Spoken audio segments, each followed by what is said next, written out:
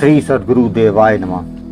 भाइयों बहनों, भगवान के जो सच्चे भक्त होते हैं वो अपने आप को छुपा के रखते हैं, अपना भजन छुपा के करते हैं, जिससे उनके भजन में कोई किसी प्रकार की बाधा ना आए। वो समाज से दूर हो जाते हैं, क्योंकि भगवान को पाना उनका एकमात्र ध्येय होता है।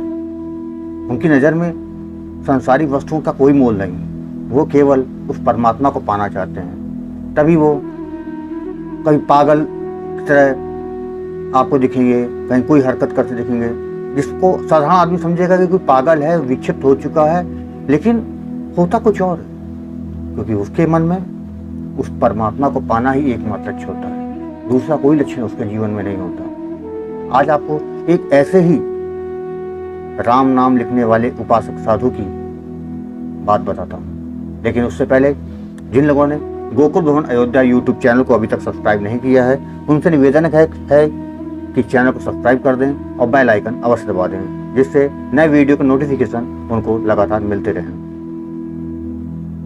एक साधु कानपुर सरसैया घाट पर कहीं से आया था। ये बात लगभग होगी सन 1945 के आसपास की। उसकी उम्र करीबन 40 वर्ष के आसपास होगी। वो एकदम नंगा था, उसके बदन में एक भी कपड़ा ना था और ना ही हाथ में कोई जलपात्र।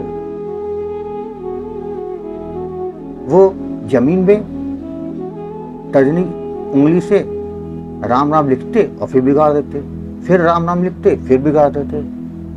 किसी से बोलते नहीं थे, केवल अपनी मस्ती में लगे रहते थे। लोग आते उनकी तरफ मुंह बना के चले जाते कि ये कौन कोई विक्षिप्त है, पागल है। लेकिन इस साधु की सेहत में कोई फर्क नहीं, ये अपने भाव में अपने परमात्मा को याद कर रहा है, उसका नाम लिख रहा है। उस वक्त परमहंस संत शिरोमणि अनंत परमहंस राम मंगलदास जी महाराज उनके पास गए, उनके पैर छुए तो वो हंसने लगे।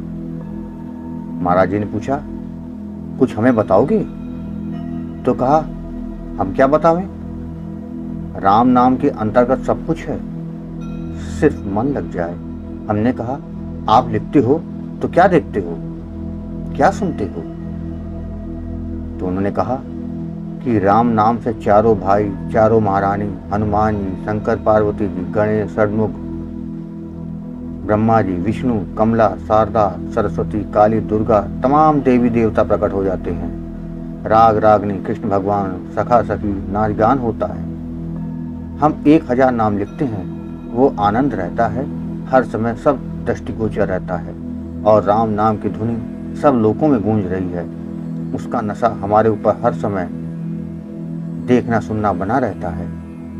शंकर जी ने एक बार कहा था, अपना नेम 1000 नाम का रोज लिखना, कभी ना छोड़ना।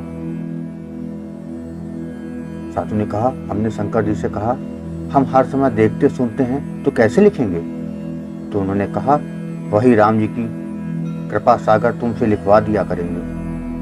कृपा सागर है, सब कुछ जानते हैं, तुम परेशान मत हो। तब से भगवान की कृपा से सब लिख पाते हैं। हम तुमसे बोलते हैं और किसी से हम बात भी नहीं करते। बहुत लोग हमें डांटते हैं, बहुत धक्का देते हैं, मारते हैं, बहुत लात से मारते हैं, कोई तमाचा घूंसों से मारता है और कहते हैं, साले लिखने का ज्ञान है, लंगोटी लगाने का ज्ञान नहीं है। औरतें भी डांटती हैं और कहती हैं, बदमाश नंगे बैठा लिख रहा है। शंकर जी ने कहा था, तुम चुप रहना, इससे तुम्हारा ही भला हो रहा है। भगवान भक्त को ही अनमोल हीरा बनाते हैं, वही परीक्षा कराते हैं और वही पास कराते हैं। फिर भीड़ हो गई तो उठे और गंगा तट पर गए और साष्टांग दंडवत किया, कूद पड़े और पैर कर उस पार निकल गए। वह कहते थे कि साधु कहते हैं, तुम किस पंथ के साधु हो, विरागी हो, उदासी हो, शैव हो, कबीर पंथी, दादू पंथी, कोई भेष का चिन्ह तो है नहीं। तो साधु हाथ हिला देते थे। तब कहते, साला मनमुखी है, किसी भेष में नहीं है, तब और मारते। साधु ने कहा, तो महाराज जी ने पूछा, चोट नहीं लगती क्या आपको? तो कहे, चोट नहीं लगती है, भूख प्यास नहीं लगती, नींद नहीं, जाड़ा गर्मी हमें कुछ मालूम नहीं पड़ता। जब नदी के किनारे बैठते हैं तब कछुआ मगर सब आते हैं, पास बैठ जाते हैं। मछली पानी में ही रहती है, खूब ऊपर मुंह फैलाती घूमती है। जब जंगल में जाते हैं तो शेर, भालू, तेंदुआ, लकड़बग्गा, भेड़िया, बड़े बड़े सर्प आ जाते हैं। सब पास बैठ जाते हैं, सर्प ऊपर से चढ़ते हैं, हम सबको सोराते हैं, लेट जाते हैं तो सब जानवर शरीर चाटने लगते हैं। जब हम बैठ जाते हैं तब फिर नहीं चाटते, मोर नाच दिखाते हैं, और जब हम चलने लगते हैं तब सब कुछ दूर तक हमें छोड़ने आते हैं। जब हम हाथ का इशारा कर देते हैं तो वापस लौट जाते हैं। भूत भी मिलने आते हैं और दूर से हाथ जोड़कर वापस चले जाते हैं। तमाम लोकों में जाते हैं, कैसे भगवान हमें दूर दूर भेजते हैं, उनकी महिमा अपरंपार है। जैसा चाहे वैसे सुनावे और दिखावे, ये मनुष्य की समझ के बाहर है। जब शारदा शेष वर्णन नहीं कर सकते तो हम क्या वर्णन करें। सब देवी देवता, ऋषि मुनि, भक्त भगवान के अधीन हैं, ऐसा कहते थे।